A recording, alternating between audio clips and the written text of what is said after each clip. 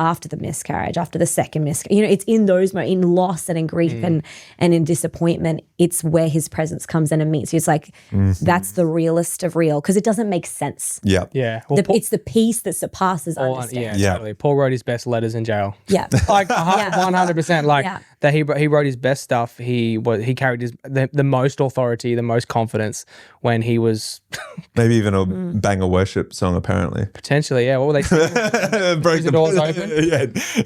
How do we, I mean, one of the things we were texting about was like, how do we carry authority in worship? And I think this is where we're going with this. It's like how do you think worship leaders or ministers, people who are bringing their worship, whether they're dancing, whether they're singing, whether they're doing video, whatever it is, how do we bring authority in that space? How do we bring heaven into that space? Do you think?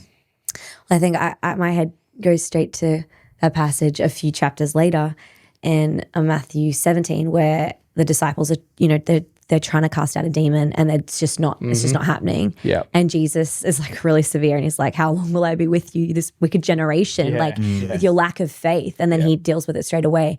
I love that version of Jesus, by the way. Hey, you would. Yeah, I would. Yeah, exactly. It's on brand. You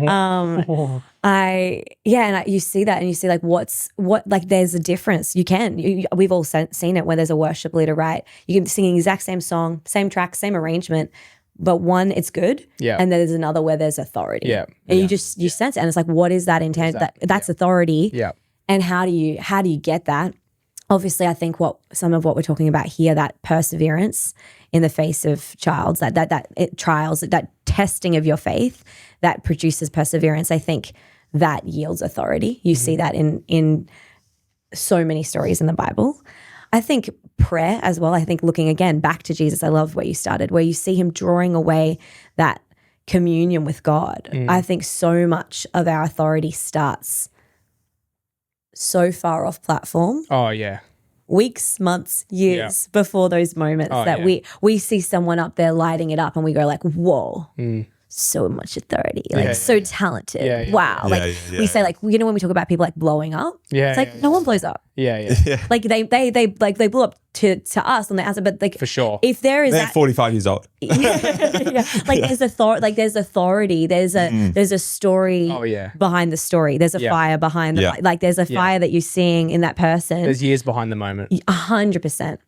And I think that usually looks like prayer. It looks like that time with the Lord. It looks like honestly not quitting. Honestly, I feel like so much of authority comes from leaders who honestly had so many opportunities to be like, I am done. Yeah. I remember like 10 years ago, in like a few weeks, it'll be like 10 years to almost to the day, when our church went through a major crisis. And, what happened?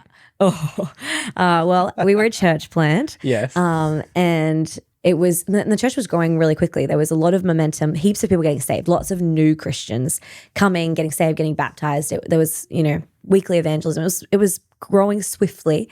And 2 years in, it came out that the leader who'd planted the church had a pretty severe moral fall. And it was messy. It was gritty. They were some of my best friends. So I remember just that's tough. Shaking and going into shock and struggling to sleep for weeks. I was fully traumatized. They were 10 years, he was 10 years my senior. So I looked up. Was that 10 years ago? Yeah, that was 10 years ago. Yeah. All right. I was 21 at the time. Yeah. Wow. And I remember just thinking like, my life is over. I was 21 and just being like, I remember saying picked the wrong one. I literally said should have gone to City Point. I literally said to the Lord, I was like, I have hitched my cart to the wrong wagon. Like I am on a burning ship. I am on a sinking, burning ship.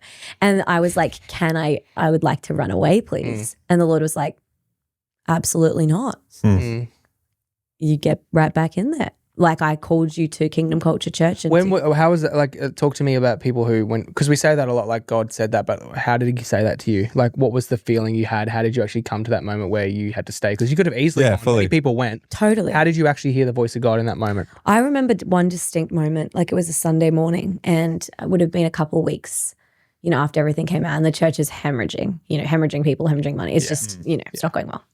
And I remember getting up and I'm about to have to lead worship. And I was so low. I was so like fragile. I was grieving myself, grieving my friends, grieving what I'd hoped this church would be. Everyone else is leaving, as you say. And so I'm getting like, just a sense of abandonment. I feel like that was a big feeling at the time of like, oh my gosh, everyone leaves. And I remember just going and hiding in one of the back rooms of the church building. I was like in like the creche where there was no kids leaders or anything, no kids yet. And I hid because it was early in the morning.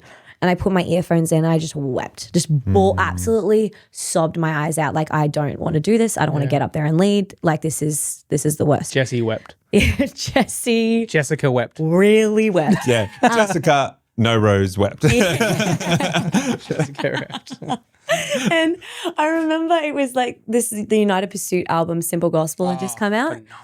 Yeah, such a good album. And I remember listening to that song, I've Made Up My Mind. I'm never going back. I'm never going back. And you called me and I was just listening, and I was just had that on repeat, and I just sat there in that room, and it was I remember distinctly in that conversation, the Lord was like, you've made up your mind. Like, this is what you're, this is where I'm calling you. It was so clear. It's funny. Like, it's those moments where I really want to quit and I'm really like having it out with the Lord.